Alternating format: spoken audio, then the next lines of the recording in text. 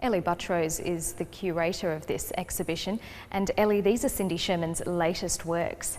Yes, these have been made in the last couple of months and they reference the jazz era and 1920s Hollywood, which is a really exciting time in cinema, but also women who are aging as well. And there's an interesting technique that's been used here, isn't there, in terms of how these pieces have been made? Yes, this is a new technique for Cindy. So these are actually printed onto aluminium rather than onto paper, and you get this wonderful depth in the image and you get a larger breadth of colour. Ellie, in this room it's all about society women. What is Cindy Sherman trying to say with these pictures? So these works are of women of a certain age, but they have a very high status in society.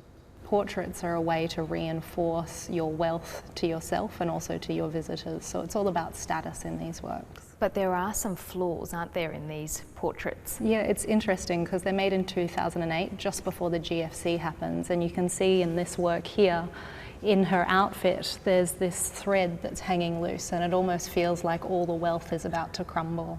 So Cindy's collaborated with fashion houses and fashion magazines a number of times, and she had a long-standing invitation from the Chanel fashion house to use their archive. So we've got a body of work in which she's wearing these couture outfits, but set in these amazing rugged landscapes. Ellie, you have to explain the clowns to me.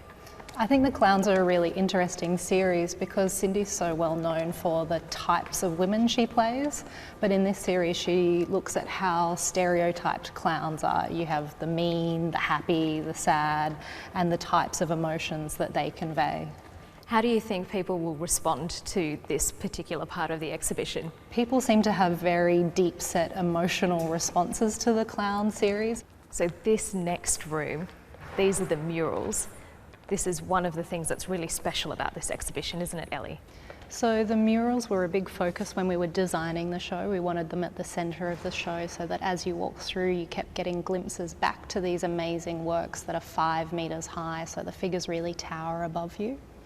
This is a huge coup for GOMA. Some of these works were only unveiled a few weeks ago and haven't been on display outside of New York.